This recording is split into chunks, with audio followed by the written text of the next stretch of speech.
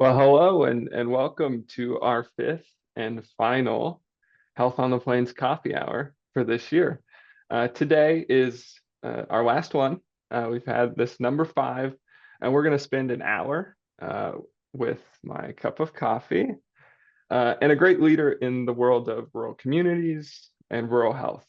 Now, we know this time doesn't work for everyone. I'm glad it works for you. Happy you're here. So we will be recording this conversation, and if something really resonates with you, we'd love for you to share it with your colleagues. My name is Wyatt Beckman. I'm a senior analyst and portfolio strategist at the Kansas Health Institute, and I'm thrilled to host this series. The Kansas Health Institute is a nonprofit, nonpartisan educational organization based in Topeka, Kansas. We believe that evidence-based information, objective analysis, and civil dialogue can inform and support effective policies, programs, and interventions for healthier communities. This series is built on the idea that nuanced conversations with thoughtful people can help us better understand the many factors that shape health. And with that better understanding, we can all work to envision and implement more effective strategies with and in our rural communities. Now, if you're a returning listener, you know that I often like to frame these great conversations around a question. And today that question is this: what factors are shaping the financial health of rural hospitals? And here to dig into that question is our guest, Dr. Mark Holmes. Mark is a distinguished chair of public policy at the UNC Gillings School of Global Public Health. He also serves as the director of the Sheps Center for Health Services Research. His work focuses on rural health, healthcare access, and the financial sustainability of healthcare providers, with a keen interest in how geographic and policy factors shape healthcare systems. Mark has contributed significantly to the field through research on hospital closures, rural health access, and innovative healthcare delivery models. And Mark was very kind to us to give us the very abbreviated version of his bio that could have been much, much longer. And Mark, thanks so much for joining us. We're happy to have you here. Thanks, Wyatt. Happy to drink some coffee with y'all. Yeah, so I have to tell you, I my wife was giving me a hard time that I've had so many coffee hours and so many folks, great guests, but they're not coffee drinkers. But you are, so that we're off to a really great start. And you're our final guest of the year, and folks that join this know that I like to talk about coffee to kick off our coffee hour. And I saw when you were sharing on LinkedIn that you're going to join this conversation, and you made a joke about spilling some coffee during our conversation. Is this a common occurrence? Should I be concerned? Yeah, I'll try and keep it away from the IT so that we don't. If you see some static or something, that's probably what happened. But there's a few of us clumsies that are work together at work, and we've developed it's essentially an email thread where we share and well, at least own among the group our humiliation of what we've done, called a spill report. And you have to give the date and what happened, and usually a picture. And so, a sweater like this is particularly risky because it's light and doesn't have much to hide it with. And so, usually I wear things that have a lot going on because you can't always see the spill. So hopefully we'll do a good job today, and I'll keep one hand on the wheel and not have any incidents. Well, people can't say that they don't get some practical insights at these coffee hours. There's a great insight for ways to, keep your team on it when it comes to coffee and the work at hand. Well, thanks again for joining us with the coffee despite the risks. I We're going to talk a lot about your work and your research and all the things that your team does at the Sheps Center. Uh, but I want to start with how you have framed the work you do. And you've described your work as grounded in policy-based evidence making, policy-based evidence making.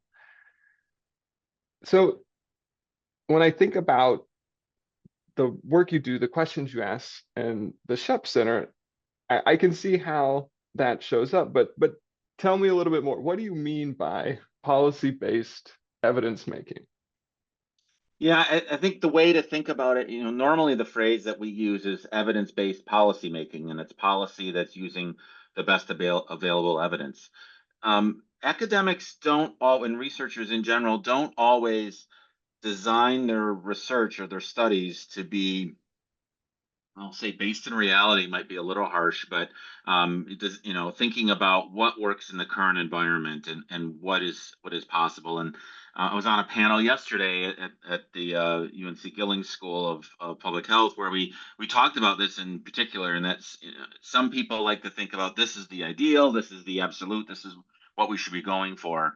I'm more of an incrementalist in thinking about, all right, given the current environment, what are some things that can are possible for a 5% improvement, for example. Because if you get 4 or 5 years of 5% improvement, that's 25%, and anyone's going to take that and run with it. So the policy-based evidence making, the way we think about this is what are the current topics and how can we design our research agenda and the evidence so that it arrives in a timely manner as possible, and what's currently happening, what's being considered, what's likely to be a topic in 12 to 18 months from now, and thinking about data that can inform that process when the policymakers need it. Yeah, that makes a lot of sense. And I have to really think when I say the phrase because we are so used to saying it the other way around. But I think that makes a lot of sense when I think about how relevant the work you all do is to so many important conversations that are happening, including around rural hospitals and healthcare uh, finances. And that's the one of the key areas that I'm excited to talk with you about. And I imagine most people listening, if not everyone on this call, has heard something about rural hospitals having challenges and operating in the red, having financial shortcomings or difficulties. And I think a lot of times when we get into conversations like this, we can quickly get down to the very specific technical elements, specific policies, specific um, populations, those sorts of things. And we'll probably do some of that as we go along. But I want to start by sort of backing up. Uh, when you think about rural hospitals, why, like foundationally, why are financial challenges so common for rural hospitals? So before get into that, is something I want to say about the why we focus on hospitals. Or like, there's a lot of focus on that. One, I think hospitals, people understand what a hospital is. People have harder time understanding what a clinic is, especially what an RHC is or a FQHC and these different elements of it. And that's harder for people to understand. I go and see a doctor, and it's a clinic. What kind of clinic? I don't really know. But people have a concept of what a hospital is.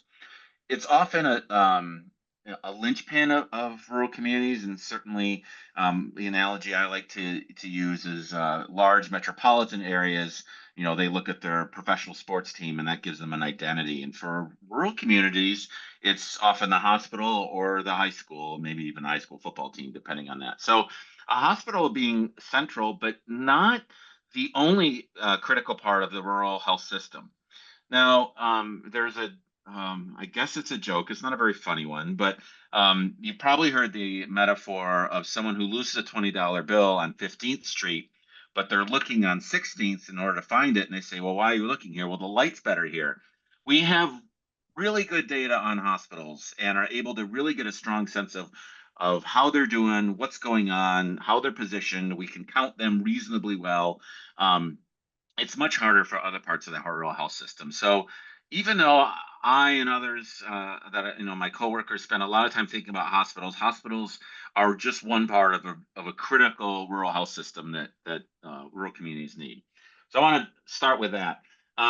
Your broader question or your specific question about financial challenges for rural hospitals, and we could probably spend the next 50 or 49 minutes just on this question alone. But I like to think about P's, and I seem to think I think there's 5 P's that I tend to put buckets into what's driving hospital financials. The first would be the population and the population profile, and it's a twofer of the community that the hospital serves. We know that some places across the country have actually seen decreases in population, and so that's been a driver of that. Is there's fewer customers if we think about it that way, that can be important. Payment policy, another twofer. Payment, there's been this move towards value-based payment, and you really need you need a certain number in order to make that work. It's really hard to spread risk around a hospital's patient population when you have 2 to 3 people that you're admitting per day or have it at night. And so that's been the state of value-based care and value-based payment has not always been super rural aware, I think is a gentle way to say that. Um, and what the additional element to that is, as the larger systems are moving towards that direction, if I live in a rural community, rural Michigan, for example, where I grew up, and I get admitted to an urban hospital for whatever reason, they can't care for me in my local hospital, something more complicated. I go to that larger hospital, I get discharged.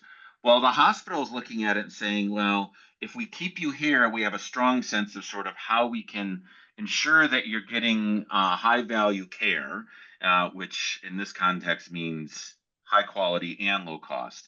But if you go back home, where you probably want to be, as closer to your family and your friends and the people I may have less connection to that system, and you might think of like a nursing home, for example, or a skilled nursing facility. And so there's incentives for the urban settings and the large participants in the value-based care to try and keep that care as much under their umbrella as possible, and that leaves the smaller rural systems out. Uh, the notion of practice and how we deliver healthcare. And my mom and mother-in-law like to tell their stories of after they deliver their baby, not only did they get a pack of cigarettes for them to recover, but they got to stay in the hospital for 4 or 5 days, and it was almost like a vacation before they went home. That's not how it goes today. I had a relative who had an appendectomy, and it was a 23-hour outpatient deal. Where even a few years ago, it was a couple days inpatient. So we've built these hospitals for a way of caring for people and a practice of medicine that just doesn't exist anymore. And whereas 50 years ago we might have needed a hospital with 50 beds for a community this size, now it might be 5. And so you have these overbuilt hospitals. We're going to talk more about that, I'm sure, Wyatt. Um, Providers, in terms of, we know that, for example, having a surgeon or having a strong surgery program can be really important for a hospital's bottom line, and you have to recruit a surgeon and retain that surgeon in order to do that. We've done some site visits where the hospital's like, we had a lot of trouble recruiting surgeons, and so we shut down our OR and our surgery program until we discovered that they liked that we had a couple living near us that were retired. So they moved to our community because of the great trout fishing. And we said, hey, how'd you like to do, a couple mornings a week, get some, money on the side. And so they're able to sort of have a surgery light program kind of thing. So it really does depend to a large extent on the workforce that you can have. And the fifth P is policy, and that's been probably more visible the last couple of years than anything. And that's both federal and state. And whether you're thinking about Medicaid expansion, whether you're thinking about how do commercial plans reimburse hospitals in our state, particularly for critical access hospitals, there's a variety of ways that could be done by commercial and federal as well, and sequestration for Medicare and all the various federal policies that can align with that. So it's been I don't think there's one particular element to point at. It really is 5 of them, and with over 2,000 rural hospitals across the country, they're facing different ones, different combinations of those with different magnitudes.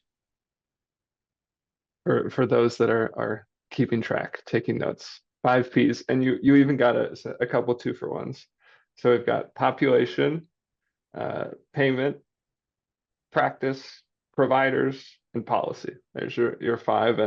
And I like how you point out it's can look different depending on the specific community, but oftentimes it's this mix. It's all of these things working together or against each other or working at the same time. So it makes it like a lot of these things, it's always more complicated once we peel back a little layer and start to dig. But I really appreciate that way of framing because it gives us different pieces of this. And I think we're going to talk quite a bit about the policy piece moving forward and some of the payment things as well.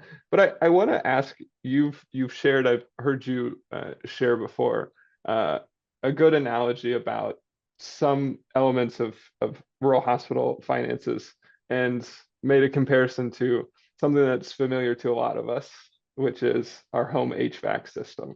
You tell me that way of thinking about it.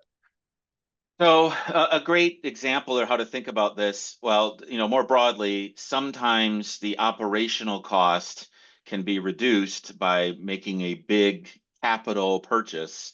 But if you can't afford that capital purchase, you're paying longer in the long run.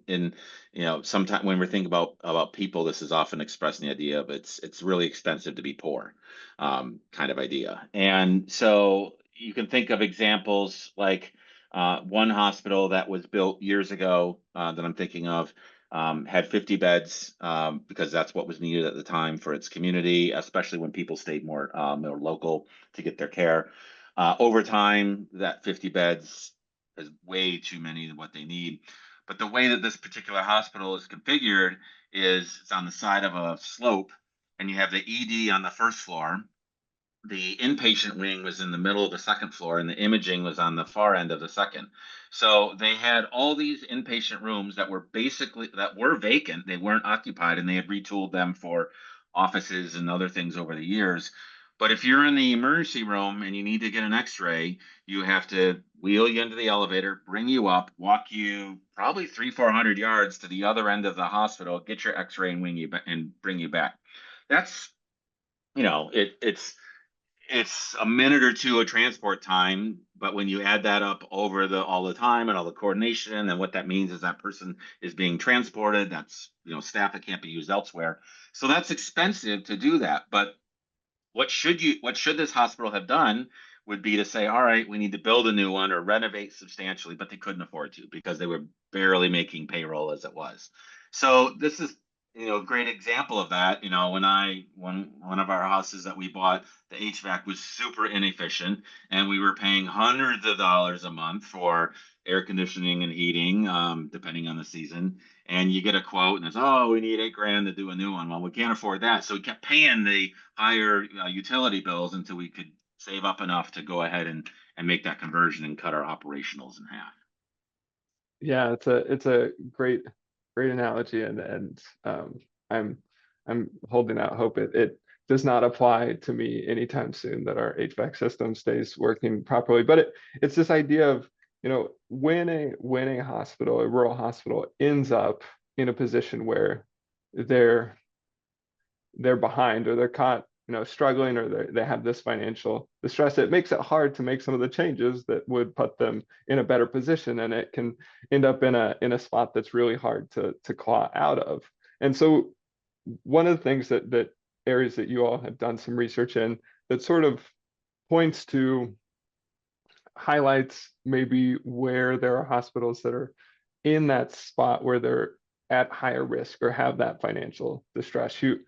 Lots of different groups have tried to find ways to quantify and identify uh, financial distress for hospitals, and you all have done that too. And this is some work you've done with the North Carolina Rural Health Research Program. And back in 2017, you created the Financial Distress Index. And that model uses historical hospital financial performance, government reimbursement data, organizational characteristics, and some market characteristics. So it's pretty complex to predict the probability that a rural hospital uh, will have financial distress within 2 years. And last year, you all released a findings brief. And I'm going to pull it up here in a second and look at a map from that brief. Uh, but you identified states that had a higher percentage of rural hospitals with the highest relative risk.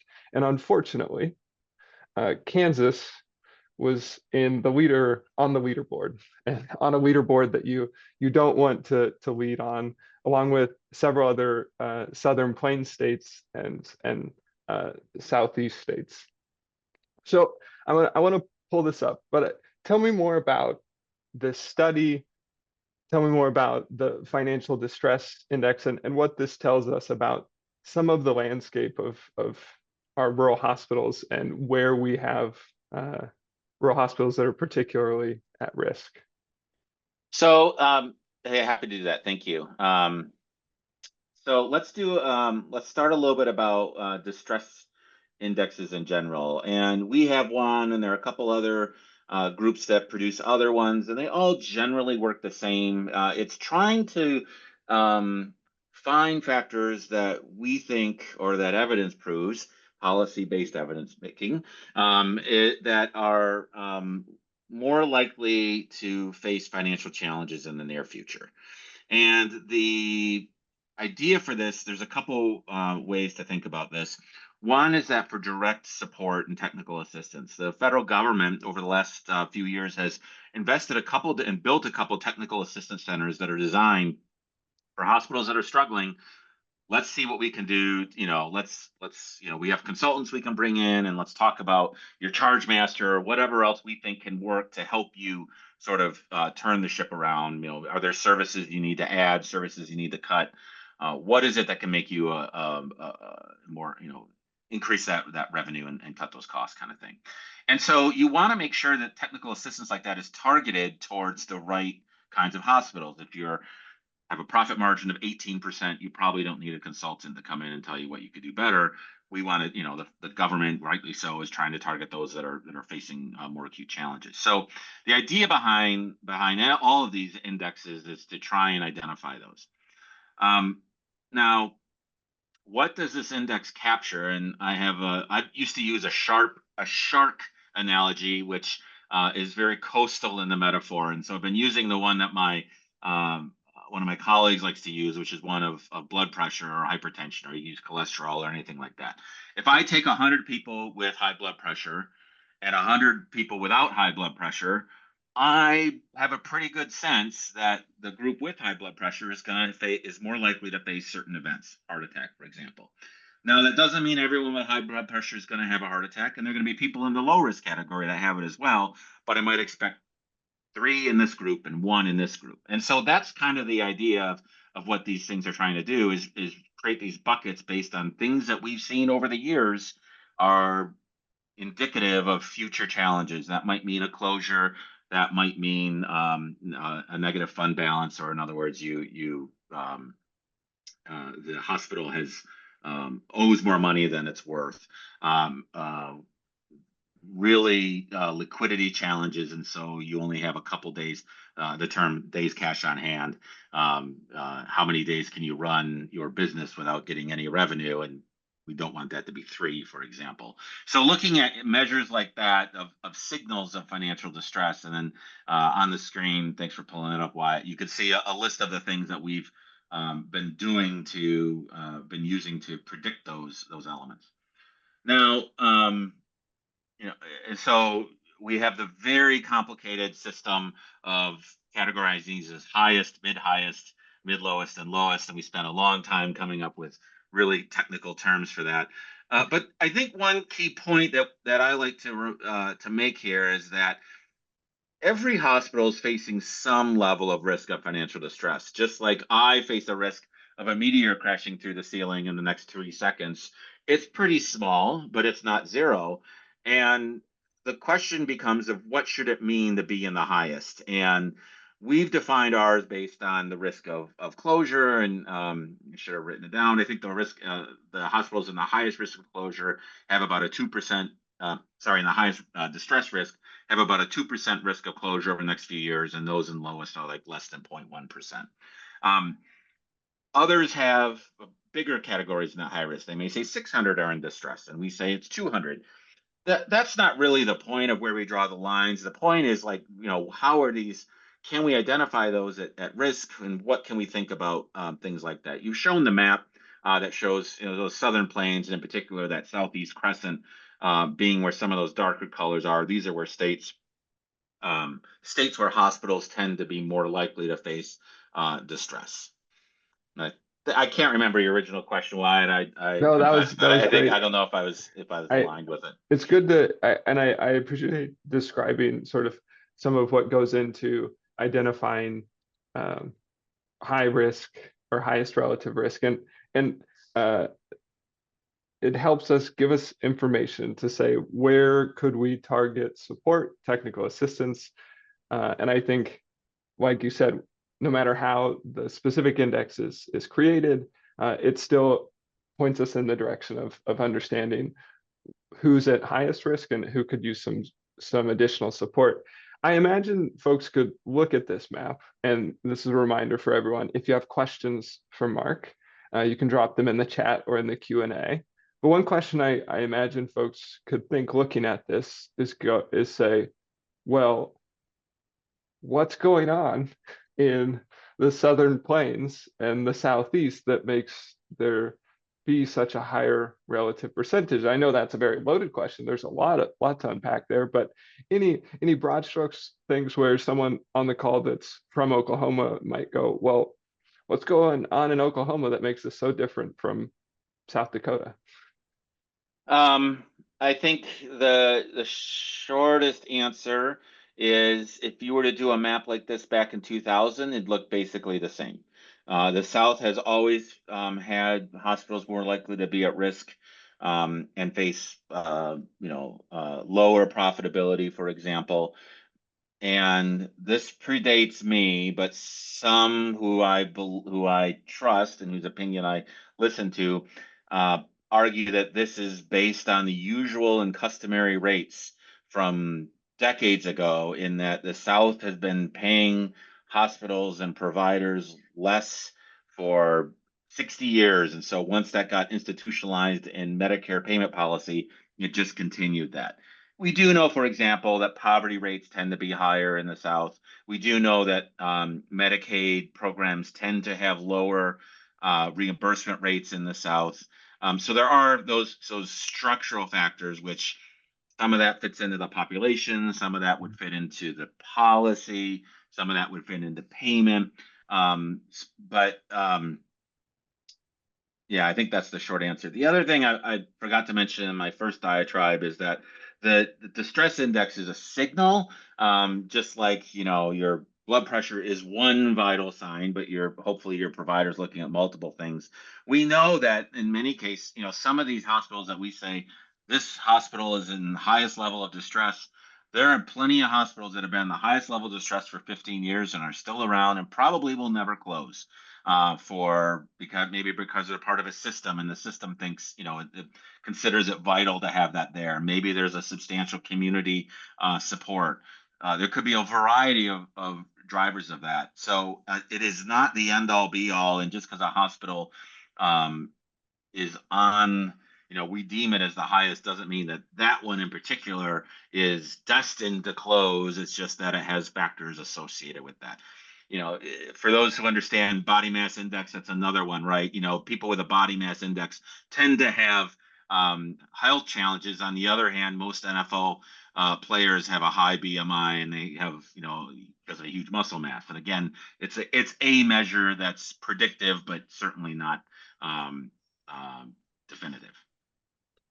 Absolutely, and thanks for reiterating that. And I I'm gonna take us to uh, another visual here in a second. And unfortunately, you noted that the map we're looking at right now is a signal. It's not uh, a guarantee, or it's not a definitive statement that there will be this many or this percent of hospitals that close. But unfortunately, that is one of the endpoints sometimes for prolonged financial challenges. And that's a hard outcome for everyone. And one that unfortunately we've had several communities in Kansas experience. And when we talk about rural hospital closures, we often do focus on the individual communities that have that loss, that lose that identity center, that economic driver, and that access to care. Uh, and there's a lot of value in having those conversations, but it can be easy to not think about how this is really a national challenge. But that becomes clear when we look at some of the other work that you all have done. And I have to point out you're wearing your UNC blue sweater today, and when I hear UNC Tar Heels, I think basketball. Now I think Coach Belichick, and the third thing I think is your rural hospital closure map, because it is has been such a great data source that supports our understanding of this challenge and this issue. I want to pull up this map and we're going to spend a little time talking through this. But the first thing I think that will really help us continue this discussion is clarifying what you mean by closures and conversions, because that's big and bold: 195 rural hospital closures and conversions since January 2005. That's a big number. But to start us off, what do we mean by complete closures? What do we mean by conversions? So, couple things. So this closure map is, um, you would think it'd be easy to count what a rural hospital closure means, and it's not. What happens when two hospitals merge and become one? Is that a closure because one of them was gone? What happens if a hospital moves or closes this building but moves 5 miles up the street? Is that a closure? And first, we spent a fair amount of time trying to think about that, and we have a community-centric view. And so, although this is called rural hospital closures, it's probably more accurately to be conceptualized as communities that have lost their rural hospital. And so, things like a move of 20 miles, we call that a closure because that community lost it, even though it still exists. Um, so that's one thing to say. The second is we have an inpatient view of what a hospital is, and this is consistent with how Medicare defines hospitals. In that, if you have inpatient, if you have people spending the night and admit them, you're a hospital. If you don't, you're not a hospital. There was a rural hospital a few miles from us a few years ago that publicly announced we're basically not going to admit anyone anymore. We might have 3 people a year that we admit. So don't come if you're going to be admitted. And the reason they couldn't close that is because by saying we no longer will have any admissions, they're not qualified as a hospital, and so leave this section of the payment manual, and then move to this next section, and that wouldn't work. So that's sort of a broad stroke of what a closure is. And then in terms of the complete and the conversion, there are many of these places. I think if you click around, yeah, one of the tabs on that is complete versus converted closures, and this separates them into these two buckets. And you can see that a converted hospital is one that is providing the building, or at least the facility is providing some kind of health care. This might be a skilled nursing facility or nursing home. This might be an urgent care facility. In some places, it's become a specialty clinic or maybe a primary care clinic. So it's doing something in healthcare, but isn't admitting people anymore. The bigger category, these blue, are complete closures, and these are often been abandoned, but one converted to a car wash, another is a condo, and there's another one that's become a shopping center kind of thing. So these are things that are hospitals that no longer provide any health care. And you could see the pattern there across the country about the relative rate of these blue, which are complete closures, versus the yellow, which are now doing something in healthcare. I want to come back to a couple of things here, but there are a couple of questions in chat. So thank you to those that added a question. And first one, I think, goes back to previous distress index. Question for you, Mark. Is there a similar methodology that could be used to assess the financial health of standalone ambulatory clinics? And this is a great question. Comes back to the light is better. The one of the primary ways that we can really predict what's going on with the hospital or measure what's happening with the hospital are the every hospital submit a cost report, and the analogy is the way I think of it is a tax return for hospitals, and it is a thick book. Um, you can see here, oh, I didn't have the holes punched, but it looks a lot worse than your 1040. But it is all these different data points that get entered where a hospital says, these are all the things we've done, and this is our revenue from Medicare and from Medicaid, and how many people we've admitted, and how many residents we have, and how much we spent at the cafeteria, and all this variety of data, which is super useful in order to do this. There is nothing like that on the clinic side. And that's part of the question of, we have much better data on hospitals, and so we have a much better understanding of what's going on with them. Um, to some extent, one would expect that hospitals that are more, or hospitals and communities that are financially challenged are probably also clinics that are financially challenged. But I mean, we don't even really have a good way of measuring or reporting closing clinics. There are some specific clinic types we have, but um, like there are that are more like an institution, rural health clinics, for example, FQHCs. We could see those start and stop, but individual providers, whether they're physicians or NPs or PAs that have a clinic that I think of as the place you go for your high school physical, we really know very little about them, to be honest. You mentioned there, and you talked earlier about the part of the framing for the what we're looking at now could be it's communities that have lost their hospital, and there's this focus on the relationship between a community and a hospital. And Sonia once has a question that kind of pulls on that thread. This goes back to the previous map, but I think it applies here too. Question is there a link between financial distress of a hospital and community health? For example, many of the states in the darker green have higher rates of chronic disease, which are more costly over the course of a life, and then gave you some kudos at the end as well. Well, I appreciate the kudos. Have a coffee on me. But I think I'll give two answers to Sonia's question. The first is that we can trace it all back. We can definitely trace it back to poverty. In that, if you were to do a map of hypertension rates or diabetes rates and poverty rates and hospital financial distress, it's almost identical. The same states will be lit up. Your Another way to answer that question is there a direct link between those two? And what do we know about hospitals that are financially challenged in their ability to manage, community health, for example? And we really don't know as much as we would like. It seems reasonable that if a hospital is struggling to make payroll every other Friday, they're probably not going to be able to have a lot of outreach and have health fairs and et cetera like that.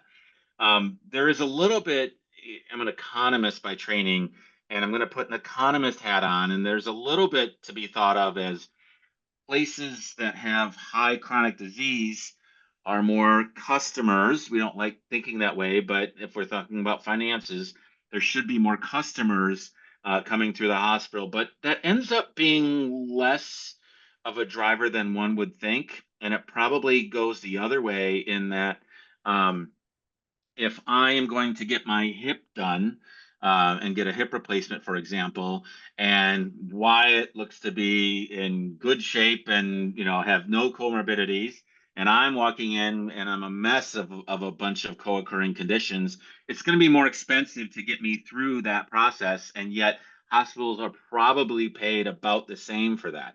So, I've got to be taking care of my diabetes, for example, and maybe I have COPD. That's going to be harder to get me out of the bed and back home or to a skilled nursing facility. So it could contribute through that mechanism, but we really there's a lot we do not know about that, and part of it is just a challenge that hospitals that are struggling today were probably struggling 10 years ago, and hospital or communities that have high chronic disease rates today probably had high chronic disease rates 10 years ago. And so it's really hard to disentangle how one drives the other.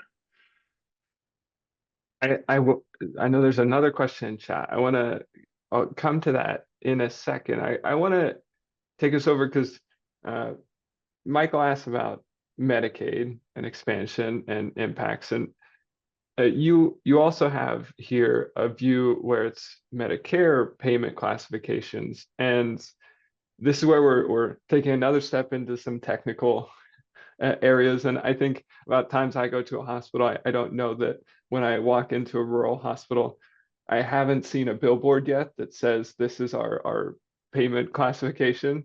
Maybe there's one out there. So this feels like something that's a little bit more behind the scenes, but it really is that intersection of policy and payment and a local community.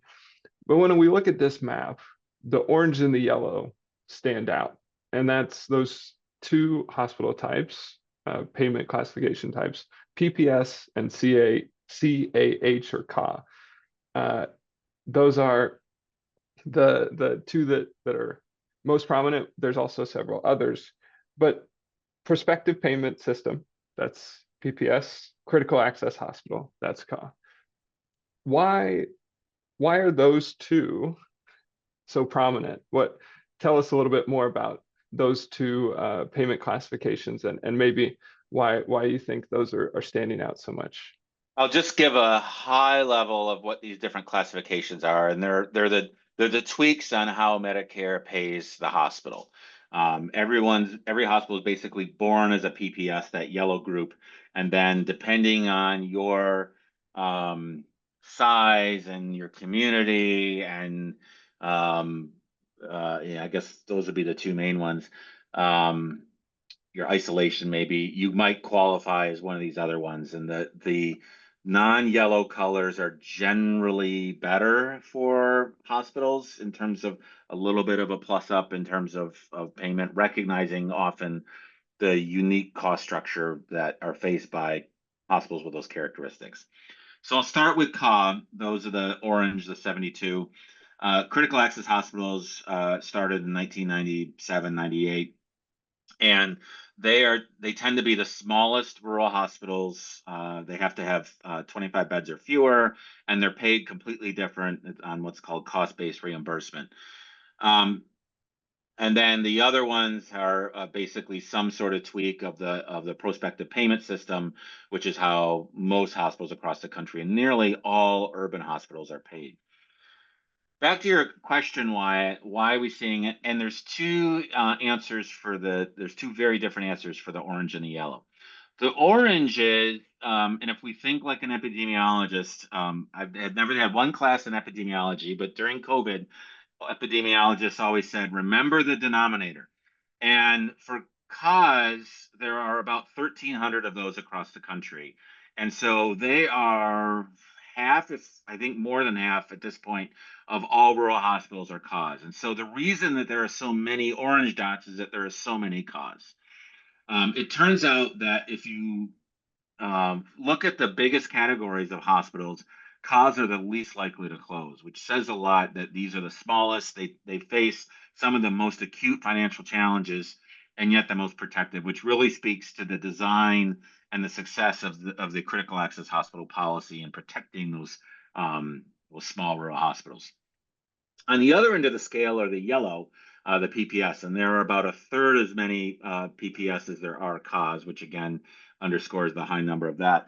The yellows are the most partly because there's so many of them, and partly because they don't qualify for any of these other provisions in terms of sometimes we call them tweeners. These are often hospitals that have 25 to 50 beds, and they're too big to be a CA and get the benefit of that policy, but they're too small to have the economies of scale that you really need in order to be most successful. Among these categories, the ones that are most at risk really are the blues and greens. If you look at the denominator, they don't appear as many simply because they're less common. But the Medicare dependent and sole community hospitals, those tend to be the ones that are most likely to close as a percentage of all hospitals in that category. And that's just a consequence. That's a function of those hospitals being at most at risk, and the policy probably helps. I think our evidence suggests that it is helpful to those, but not quite enough. Well, I'm gonna close our share here and bring you back full screen here. I want to take us back to we just have 15 minutes left. I want to take you back to Michael's question in chat. Really interested in Medicaid expansion. Broad strokes, good or bad for rural hospitals? So I was a little on the fence on this for a long time, and I think there are two pieces of strong evidence for Medicaid expansion being beneficial. One was map based, and if you look at the closure map, it's not as evident. If you filter it appropriately, you look at all these dots across the southeast, which we talked about, and the two states that seem to have holes in them are Louisiana and Arkansas, particularly if you limit it to certain time years. And those are the two states in the South which have spent the most time having passed expansion. And so that was a pretty compelling visual, I think, for people to look at and say, all their neighbors are having all these, but not these two. There's something going on there. There was some early work right after this expansion was really starting to take shape that predicted it did reduce about 1 to 2 closures per year, which doesn't sound like a lot, but on an average year we have 10. That's probably noteworthy, and certainly for those communities, that 1 to 2 is important. And let's use the starfish metaphor, which I think most people know, but I'll go through it quickly, which is walking down the beach, and grandpa and his granddaughter say, and the grandpa keeps tossing starfish into the ocean. There's 10,000 starfish, and the granddaughter says, Grandpa, why are you doing this? There's thousands of these, and you're hardly saving any. And he said, but for those I'm saving, it's everything. And that's sort of, I think, how to think about closures. Communities that have lost their hospital, it is devastating in financially, health wise, socially, culturally, all the things. I think the evidence is really starting to come out now. And then finally, the other thing so I was a little more skeptical of this, partly because the same maps of which states are doing poorly. Like I said, 20 years ago, it was the South. That was before expansion. We did a little bit of evidence that showed if you adjust for what the closure rates were prior to expansion, you're not really seeing as much of the changes as the maps suggest. On the other hand, getting paid for your customers is probably a good thing. And if you have uninsured people coming through your ED and getting admitted, it's better if they bring money with them. So that's revenue, and that certainly helps the bottom line. And I think the evidence is amassing more that I've gone from it probably helps to, yeah, we're pretty sure it's helpful. And we've done some work in North Carolina that has shown that it was about a 20% increase in Medicaid revenue once you expand, which again might be a percentage point or two. And if your profitability is -1% and that moves to +1%, that's a huge difference, even though it's only 2 percentage points. I think I hit all my points on that. So yeah. Talking about hospital closures and conversions, I feel like we have to touch on one other more recent option, more recent classification that has become available, and that's REH, Rural Emergency Hospital. And you all also have another map tracking these. I'm not going to show that on the screen, but you all have been following rural emergency hospital conversions. And the first ones were completed in 2023. And Kansas had a hospital among those 18 that first year. So it's happening here in Kansas. But to convert to a rural emergency hospital, you have to stop providing inpatient services, except for in some very narrow circumstances. So there is a loss of some services but the continuation of other essential services, and hopefully in a way that is more financially stable and sustainable. Uh, but there's a trade-off there. So what all have you been learning about that trade-off and how hospitals have approached REH conversion? Tell us a little bit about that, because that's certainly something that's come on to the opportunity, come onto the scene in the last few years.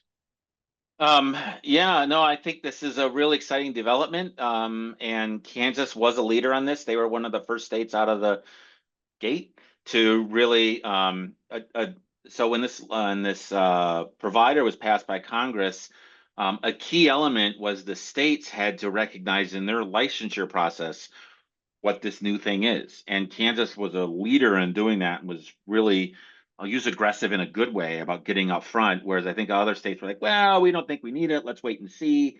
Kansas really saw the potential of this new provider type and did some great work that I think was emulated by other states in terms of how they thought about the state licensure process for it.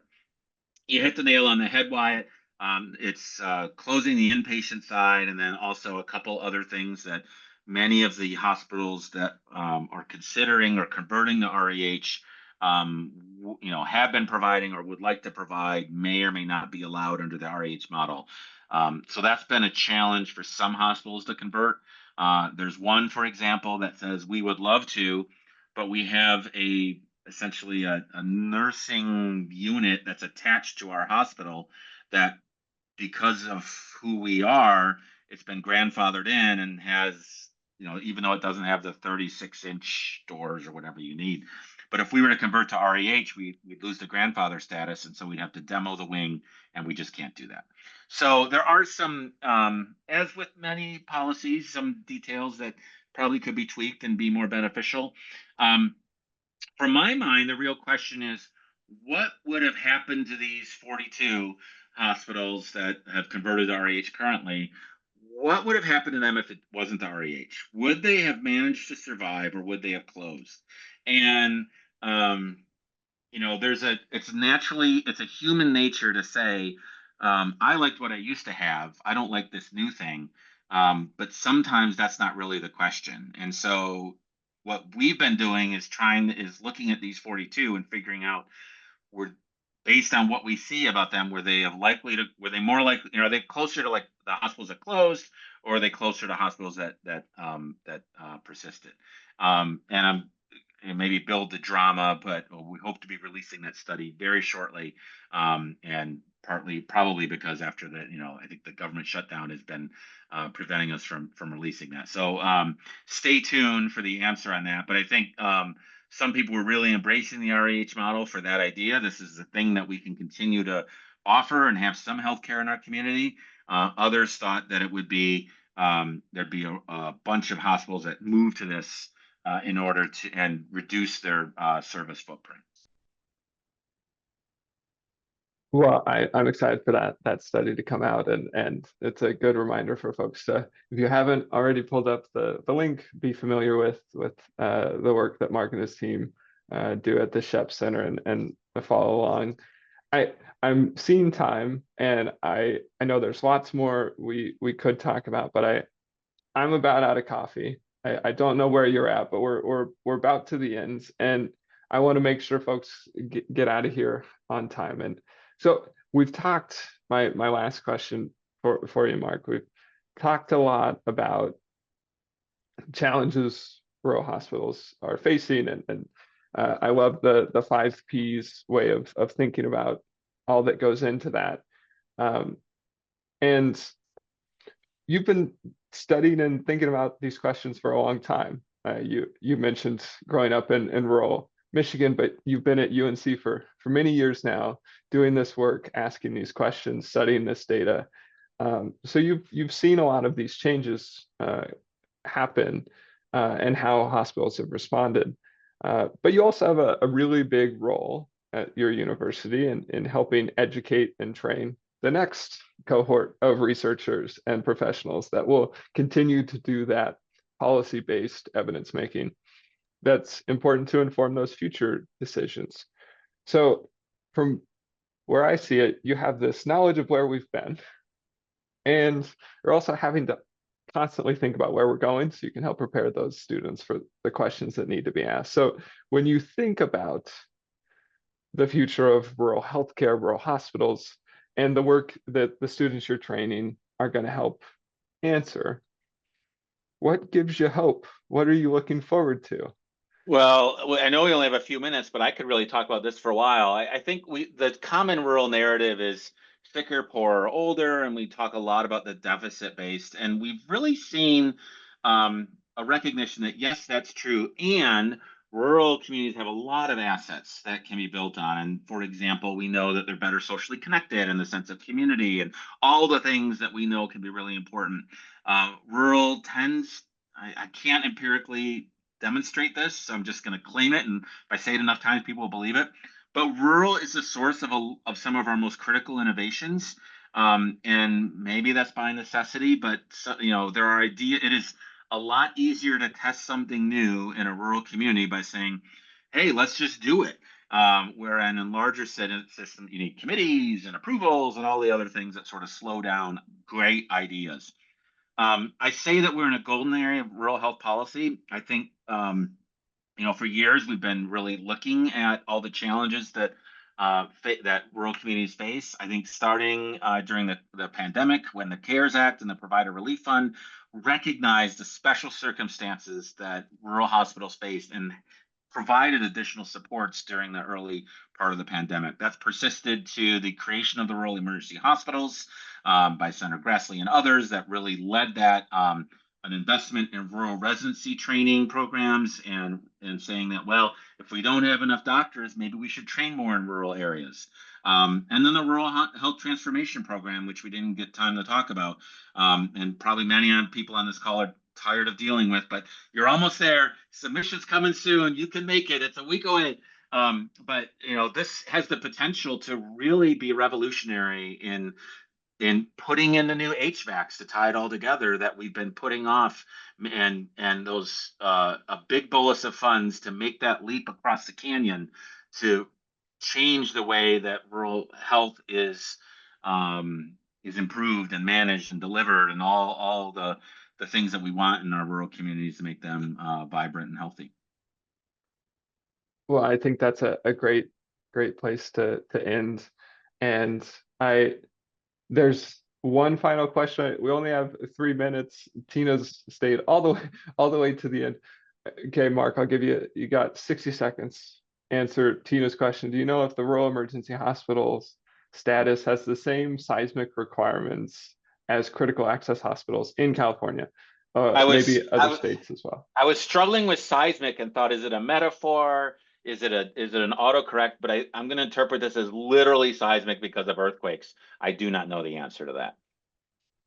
Well, Tina, thank you for staying on. Sorry we ran out of time and to dig into that. And Carrie's said she's going to borrow so many of your metaphors. Mark, it's been really great having you join us. I've learned a lot, and I think you did a great job. I don't think anything's going on the spill report from today as No, far as I see. So I think we've done great. I do want to remind people to check out our website.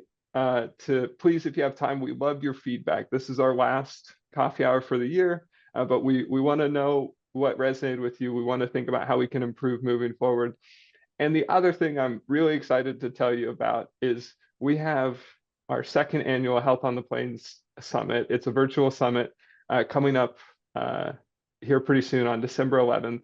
And we'd love for you to join us. We're going to have some great conversations about rural health at that event. And you can check out the link in the chat to see a little bit more information. Stay tuned for registration. With all that said, Mark, thank you again for joining us. This was a great conversation. I certainly learned a lot. I will steal some of your metaphors as well. I'll try to give you credit when I remember, but this was a great conversation. Thanks so much. And thank you everyone for joining us. Have a great rest of your day. thanks, Wyatt.